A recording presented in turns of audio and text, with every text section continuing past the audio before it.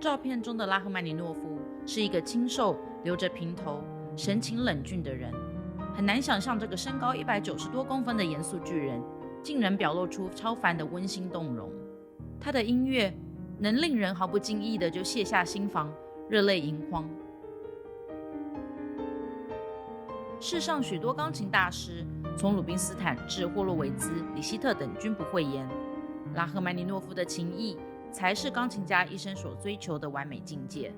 在历史上，拉赫曼尼诺夫这个人，除了身负作曲家、指挥家重任，他还是历史上最伟大的钢琴家。但有谁想过，拉赫曼尼诺夫也会变成杰出的电影配乐家呢？大家好，我是 Sherry， 今天要和大家聊聊俄罗斯浪漫派作曲家拉赫曼尼诺夫和他的音乐在电影中扮演的角色。在钢琴史中，巴哈奠定了键盘学，肖邦革新了键盘情绪，德布西改造了键盘的语法。然而，当拉赫曼尼诺夫的钢琴出现时，他打破了不可能有人超越肖邦和李斯特的钢琴巅峰之迷思。在拉赫曼尼诺夫之前，有肖邦的柔情细腻，舒曼的幻想诗意，布拉姆斯的古典内敛与李斯特的魔鬼精湛。这四位大师是最能代表浪漫派 self-expression 自我表现派的人物。那拉赫曼尼诺夫呢？拉赫曼尼诺夫花了许多时间思考自己的3种身份，在钢琴家、指挥家与作曲家来回游走。最后，拉赫曼尼诺夫决定他不钟情指挥家的事业，因此在中年时他还把几个大好的机缘给推却了。而约45岁时，他终于下定决心好好经营钢琴家这个身份。在几年后，他开始享誉美国，至此成为世纪钢琴大师。对拉赫曼尼诺夫而言，每首音乐都有一个最重要的点，他称之为 culmination point。这个点的前后每个音符、乐句、段落、音量、和弦、肢体、结构的设计，就是为了要抵达它。要到达这个点，不可以是刻意的，相反的，它必须自然从容、浑然天成。这个点可能是全曲最激昂澎湃的和弦，也可能是最温和轻巧的音符。总之，点是全曲的灵魂所在。倘若不小心错失它，所有的音符即将失去意义，音乐也陷入万劫不复的地狱。但是，这个点到底在哪里呢？在拉赫曼尼诺夫第3号钢琴协奏曲，它又是什么呢？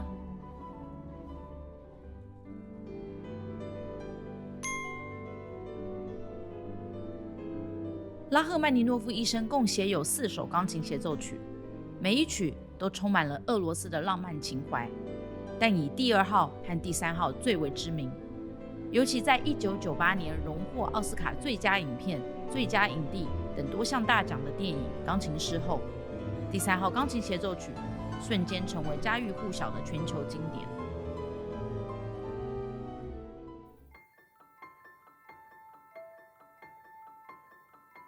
在《钢琴师》这部电影里，音乐除了是主角的心灵伴侣，也成为剧情最重要的推手。《钢琴师》是依据钢琴家 David Helfgott 的真实故事改编。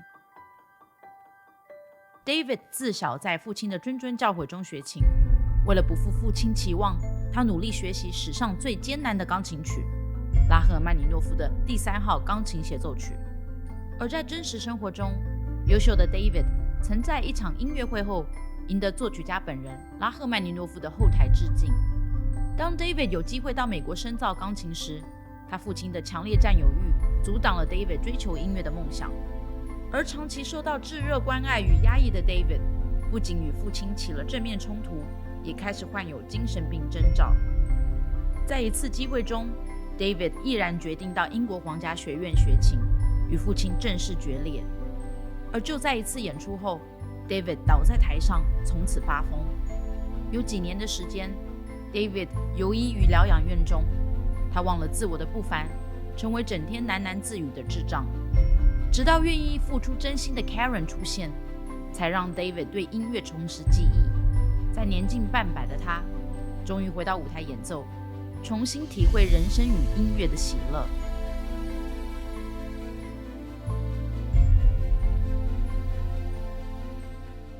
其实这部电影《钢琴师》充满了各式各样的钢琴乐曲，但要说本片最主要的配乐，那便是拉赫曼尼诺夫的第3号钢琴协奏曲。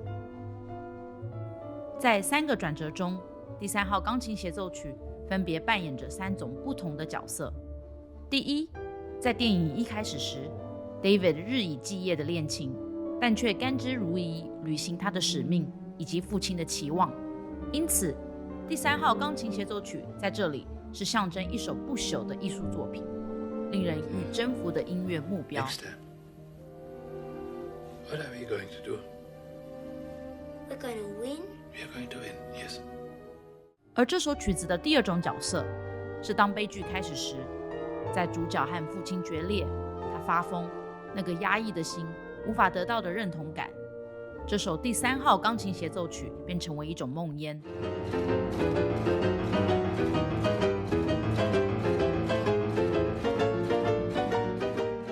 而后在几个场景中，导演还特别放大重复几段第3号钢琴协奏曲的艰巨音乐，暗喻它是压在 David 身上的最后一根稻草。而第3种角色是在片尾时，当第3号钢琴协奏曲再度响起时，此时观众看到的 David 已经从悲伤走出，成为独立健全的新钢琴家。而此时的第3号钢琴协奏曲也升华为幸福。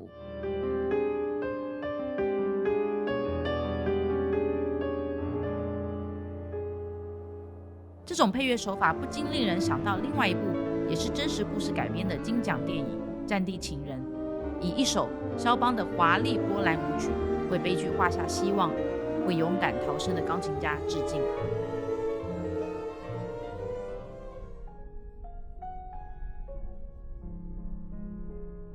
若说拉赫曼尼诺夫的第3号钢琴协奏曲是叙述人生的大起大落，那么帕格尼尼变奏狂想曲的慢板就是凄美爱情的最佳见证了。似曾相识是80年代最轰动的爱情电影，它的知名度完全不输90年代的铁达尼号哦。这部时空铺陈的电影令人想起梁祝牛郎织女般的凄美情节。成功剧作家 Richard 在他的庆功宴上遇见了一个老妇人，拿着怀表要他回到他的身边。几年后 Richard 在一家旅馆看到一张1912年拍摄的美女照，而这张照片竟然就是老妇人年轻时候的模样。为了解开这个谜题， Richard 以自我催眠的方式回到了1912年，并爱上了美女，当年的知名女演员 Elise。 两人一见钟情，他们爱到地老天荒，晴天霹雳。无辜 Elise 经纪人的反对，他们2个决定携手一生。然而就在某天早晨， Richard 不小心口袋掏出来自未来的1979年的钱币，一瞬间他被时空抽离，回到现在，而再也无法重返过去。 Richard 抑郁而终，片尾时终于在天堂与 Elise 重逢。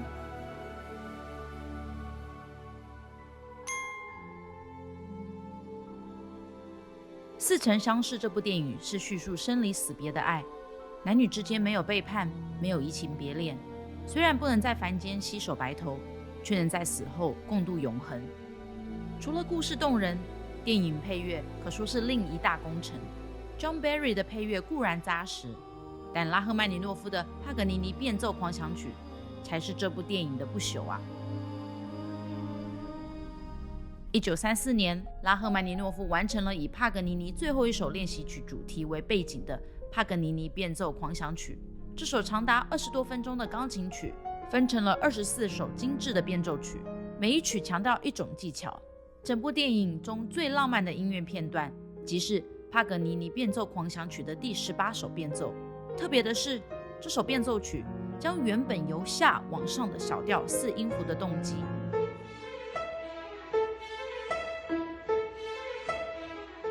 反转为由上往下的大调4个音符，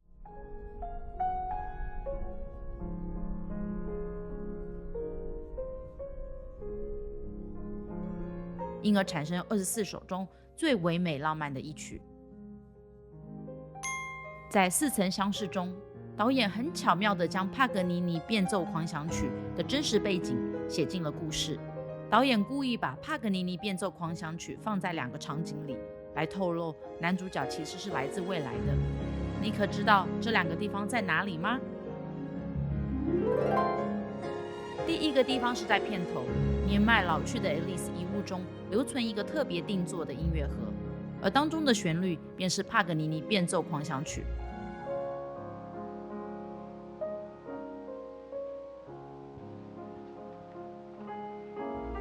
看到这里，你可能还没有头绪，这不就是一首古典钢琴乐曲吗？